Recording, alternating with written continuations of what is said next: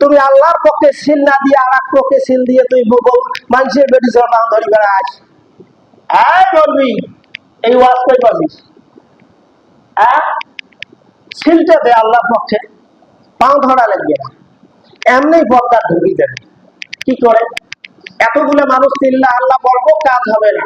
কিন্তু মাননীয় প্রধানমন্ত্রী সেখান থেকে কয়েকজন সাংবাদিক নিয়ে একটা বক্তব্য দেবে, আগামীকাল থেকে প্রত্যেকটা মানুষ 5 ওয়াক্ত নামাজ জামাতে শেষ করতে হবে, না পড়লে তাদের 1000 টাকা জরিমানা, 3 মাসের জন্য জেল। আর যদি আর একটা ঘোষণা দেয় যে মহিলারা আজকে বেপরদায় বার হবে, প্যাডের চামড়া পিরিশ চামড়া বার করে দিয়ে এদেরকে ধরে নিয়ে আসে 3 মাস কারাদণ্ড, 3 মাস জেল ও 3000 টাকা জরিমানা। আপনার বলেন তো উজু থাক আর না থাক দোকান বন্ধ হবে না? আপনি বলেন সাত বন্ধ হবে বাবারে, জরিমানা আছে, জেল আছে। উজু থাকার না থাক চলো বিদেশে যা দিয়ে আসে, নামাজ কায়েম হবে কি হবে না? মুসলমান লক্ষ্য করেন, কেন বললাম বিশ্বনবীজি মক্কার জমিনের মধ্যে 10টি বছর পর্যন্ত দাওয়াত দিলেন, মারপিট খেলেন, মক্কার জমিন ছেড়ে দিয়ে মদিনা হিজরত করলেন। সেখানে গিয়ে যুদ্ধ শুরু হয়ে গেল। যুদ্ধ জিহাদ করার পরে যখন মাথার মধ্যে হেলমেট আছে, মক্কা বিজয় হয়ে গেল, হেলমেট মাথায় আছে, মক্কায় চলে আসেন। আসার সঙ্গে সঙ্গে আসলাম বলল, চাবিওয়ালা বলল, নবীজি এই যে চাবিটা। কাবার চাবি তো দেয় না। রাসূলুল্লাহ সাল্লাল্লাহু আলাইহি ওয়াসাল্লাম যখন মদিনা চলে যায়, আসলামকে বললেন, আসলাম চাবিটা দাও, শেষবারের মতো 2 রাকাত নামাজ পড়ি। আমি এই মক্কায় জন্মগ্রহণ করেছি, এই মক্কা ছেড়ে যাচ্ছি, দাও বাইতুল্লাহ 2 রাকাত নামাজ পড়ব। মুসলমান আসলাম ধাক্কা দিয়ে ভাবাই দিলেন। বিশ্ব নবীজি হুমড়ি খেয়ে জমিনের মধ্যে পড়ে গেল, তাদের রক্তাক্ত হলো, ঠোঁট ফেটে গেল, রক্ত মাখা শরীর নিয়ে বিশ্ব নবী মদিনা জমিনে যোগদান করলেন।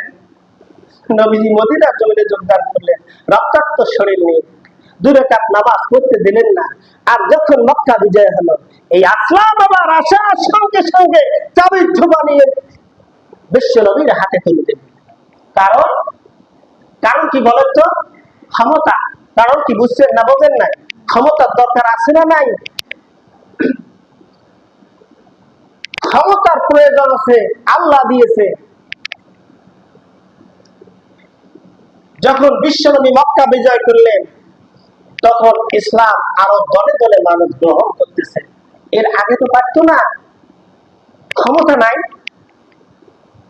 মানুষকে হুজুর তোমাকে তোমাকে রাজনীতিকে তোমরা মিয়া মন্দিরে রাজনীতি করে, কোরআনের রাজনীতি, আর বাকি লোক যেগুলো আছে এগুলো করে টেকনীতি। কথা বুঝতে পারছেন? কারণ কি বললাম, রাজনীতি কথা নয়, কোরআনের কথা বলছি। হয়তো মনে করবেন হুজুরকে রাজনীতি বললেন, রাজনীতি না, কোরআনের মধ্যে রাজনীতিকে। তাহলে আসেন, এখন আপনি কি আল্লাহর বান্দা না? বলেন আপনারা আল্লাহর বান্দা না? রাসূলের উম্মত না? তাহলে কোন রাসূলের উম্মত বলেন? মুসা না, ঈসা না, আপনি মুহাম্মদ সাল্লাল্লাহু আলাইহি ওয়াসাল্লাম? যদি মুহাম্মদ সাল্লাল্লাহু আলাইহি ওয়াসাল্লামের হয়, তাহলে দেখেন তো বিশ্ব নবী কি মক্কা বিজয় করলেন, উনি কি প্রধানমন্ত্রী ছিলেন না? তা আপনি তার উম্মত, তা আপনার প্রধানমন্ত্রী হলে দোষ কি? তাহলে বিশ্ব নবীজি প্রধানমন্ত্রী ছিলেন, উনি করলেন লম্বা করি না। তারপর আসেন, তারপর হযরত আবু বকর সিদ্দিক রাদিয়াল্লাহু তাআলা আনহু, উনি কি দেশটা শাসন করেন নাই? আচ্ছা ওমর করেন নাই? উনি তো আর অর্ধ পৃথিবী দেশ শাসন করলেন। আচ্ছা ওসমান করলেন, আলী করলেন, এই মৌলবীরা করলে দোষ কোথায়? খামাকা কথা বলেন কেন? আমি এজন্যই বলি ভাইরা আমার, আমরা যেটা পারি না আলহামদুলিল্লাহ পারি, কেউ কাউকে আমরা কটাক্ষি করবো না, কটু ভাষায় কথা বলবো না। আলহামদুলিল্লাহ, আমি একদিনে বলছি দাড়ি রাখতে পারিনি, আলহামদুলিল্লাহ, এটা দিয়ে উদাহরণ দিচ্ছি কথাটা, আলহামদুলিল্লাহ। কিন্তু একজন দাড়ি রাখছে, তাকে আমি কটাক্তি করবো না। আপনি রাখেন নাই দাড়ি, ইমান যায় নাই, ইমান আছে, আলহামদুলিল্লাহ, আমি রাখতে পারি নাই। আর একজন দাড়ি রাখছে, আপনি কটাক্তি করছেন, আপনার ইমান চলে গেছে, ইমান চলে গেছে, ইমান চলে গেছে। আপনি কটাক্তি করতে পারবেন না, ইসলামটা কটাক্তি না। এই জন্য আমি বলছি আমার ভাইরা,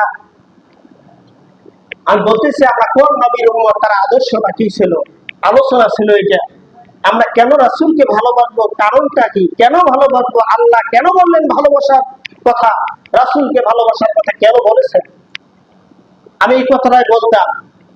কিন্তু আসলে আজকে আর এই এতটুকু কথা বলা যাবে না। সামনে ইনশাআল্লাহ আল্লাহ যদি তৌফিক দান করেন, সামনে কথাগুলো আমি পরিষ্কার ভাবে আপনাদেরকে জানাই দেবো। আল্লাহ পাক রব্বুল আলামিন আমাদের এই কথাগুলোকে বুঝে শুনে আমল করার তৌফিক দান করুন। সকলে একবার দোয়া করে দেন, বলেন আমিন।